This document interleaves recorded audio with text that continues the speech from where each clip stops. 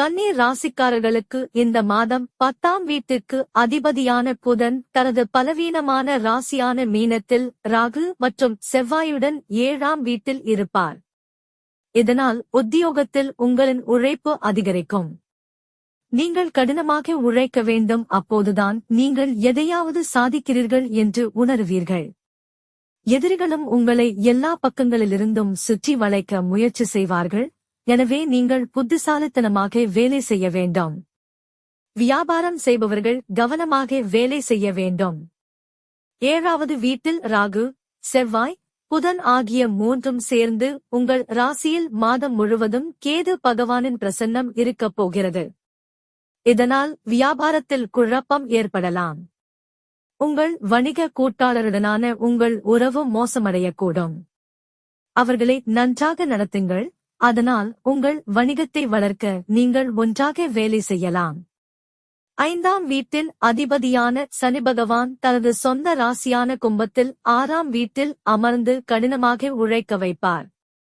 மறுபுறம் அறிவிற்கு காரணமான கிரகமான குரு பகவான் 9ஆம் வீட்டில் அமர்ந்து உங்கள் 5வது வீட்டை பார்ப்பதால் உங்கள் மனம் இயற்கையாகவே அறிவை அடைவதை நோக்கி நகரும்.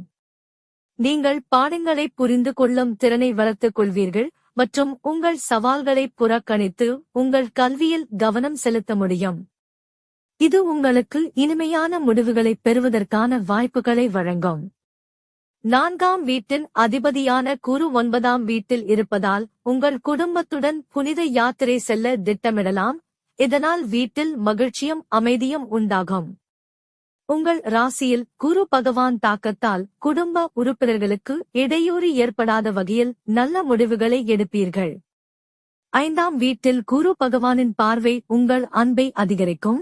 நீங்கள் ஒருவருக்கொருவர் சார்ந்திருப்பதை அதிகரிக்கும் மற்றும் உங்கள் நம்பிக்கையும் நாளுக்கு நாள் படிப்படியாக அதிகரிக்கும். இது நீங்கள் விரும்பும் ஒருவருடன் உங்களை நெருங்கி உங்கள் உறவை அழகான முறையில் கழிக்கும்.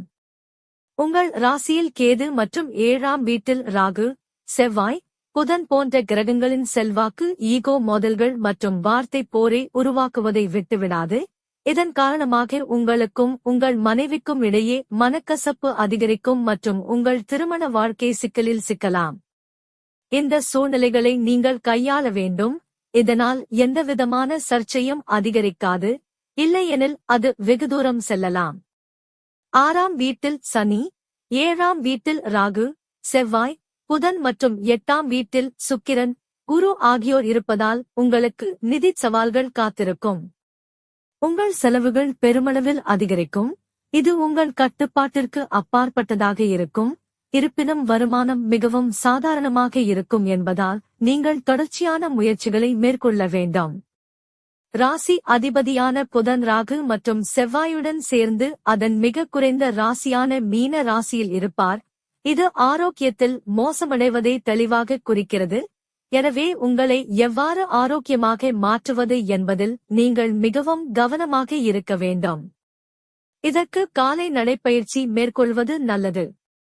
தோல் சம்பந்தமான பிரச்சனைகள், இரத்த சம்பந்தமான பிரச்சனைகள் உங்களை தொந்தரவு செய்யலாம். பரிகாரம்: நீங்கள் தினமும் ஸ்ரீஹரி விஷ்ணுஜியை வணங்க வேண்டும்.